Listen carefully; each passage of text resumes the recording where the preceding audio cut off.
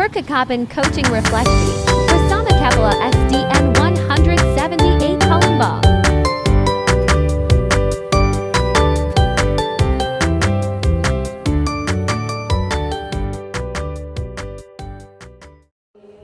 Assalamualaikum Bapak. Waalaikumsalam Bun. Apa kabar? Alhamdulillah. Sesuai dengan janji kita ya Bapak, tadi kita ketemu mau ngobrol-ngobrol ya. Mudah-mudahan tidak mengganggu di SD sebelumnya. Kan kita ini sekolah penggerak kan Bu? Iya. Oke. Sudah berjalan 2 tahun ya, masuk ke 3 tahun. Kira-kira untuk pencapaiannya menurut Bapak sudah sampai kemana?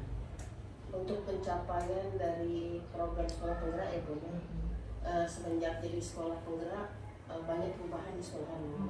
Pertama, motivasi diri sebagai seorang pemimpin di satuan pendidikan, kami buat program kegiatan tentang kurikulum merdeka, bagaimana kami fokus pada peserta didik, kemudian tenaga kependidikannya sesuai dengan apa yang kita inginkan, kemudian iklim sekolah juga membangun, serta saya sebagai pemimpin di satuan pendidikan berusaha untuk membuat program kegiatan yang mendukung adanya kurikulum merdeka.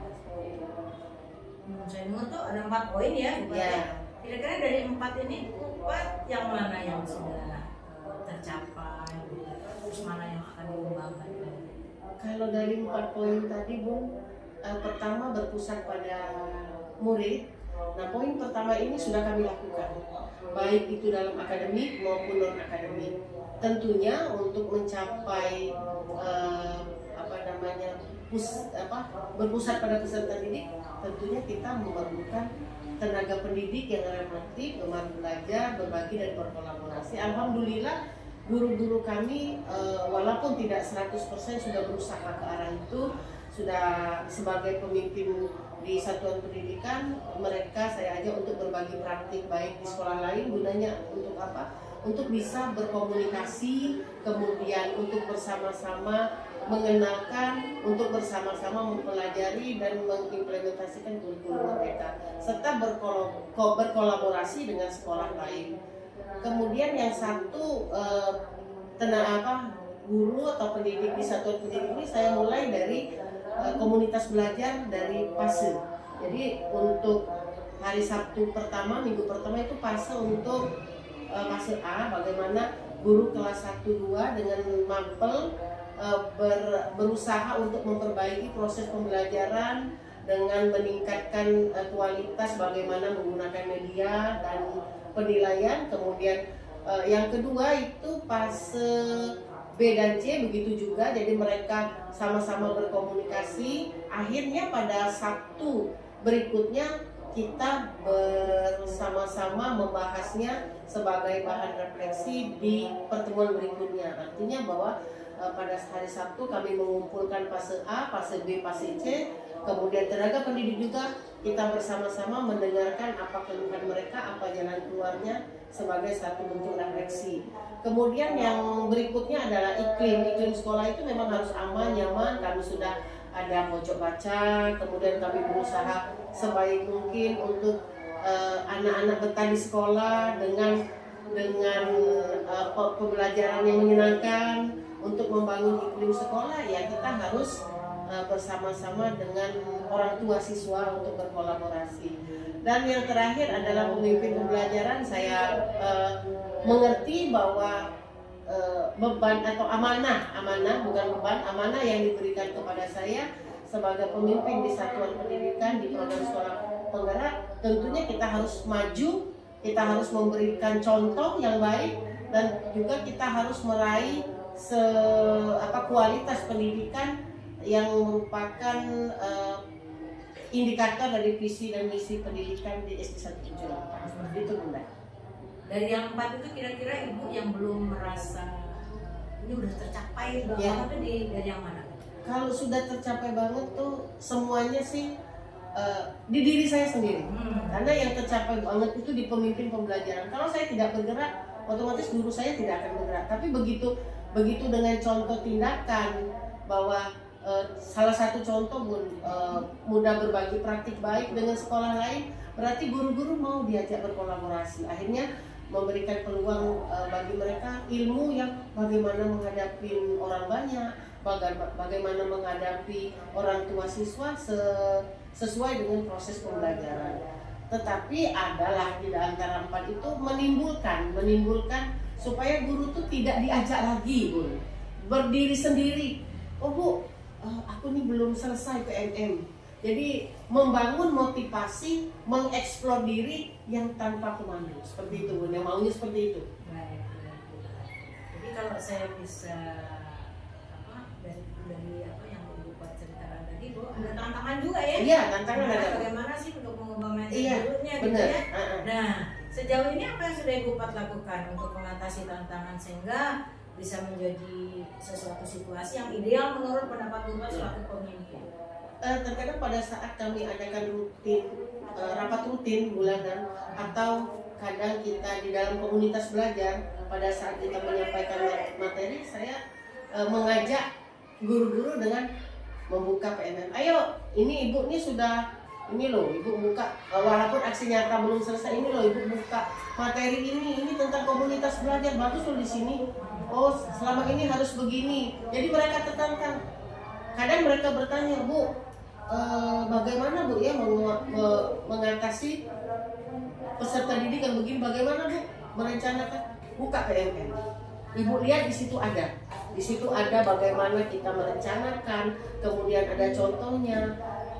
Jadi sekilas mengambil tindakan, mengajak, tapi tanpa istilahnya itu mengajak tapi tidak ada contoh. Tapi berarti itu menekan. Jadi mengajak sambil kita sendiri bekerja seperti itu. Kalau bisa cerita lebih banyak, Bu Pat, pilihan lain selain mengajak, sehingga mereka tuh merasakan bahwa memang mereka butuh. Jadi tidak harus belajar sama sekolah-sekolahnya, tapi mereka bisa menciptakan sendiri bagaimana peluang untuk bisa belajar. Kalau peluang seperti itu sudah kami atur di dalam komunitas belajar di fase A. Jadi setiap mereka bersama-sama di fase A digilirkan dulu untuk penyampaian materi. Tapi komandonya dari sebagai pemimpin. Misalnya nih Sabtu pertama ini fase A. Ibu Perswarisa tolong pimpin fase ini, apa yang pembelajaran yang harus dihadapi, harus kita bersama-sama membangun agar tercipta sesuatu yang kita inginkan. Kemudian Sabtu berikutnya ayo fase CD, koordinatornya ini ya harus ini, seperti itu Bun. Jadi mereka di situ mereka punya tanggung jawab. Akhirnya pada saat kita pertemuan berikutnya di Kombel, mereka sudah, Bu, saya bisa. Nah, seperti itu Bun. Jadi tunggunya untuk 100% belum, tapi untuk secara bertahap insya Allah bisa diwujudkan seperti itu. Peluang yang bisa mewujudkan menurut Ibu kira-kira kesempatan lamanya Bun, 1 semester mungkin Bun. Karena pertemuan yang kita adakan kan setiap Sabtu itu kan ada 1 bulan 1 kali. Jadi kami akan mengadakan refleksi di bulan terakhir, mungkin bulan Desember. Di situ nanti kawan-kawan guru di sini harus presentasi apa sih yang bisa kita lakukan di Kombel. Akhirnya bisa tunggu mereka tanggung jawab.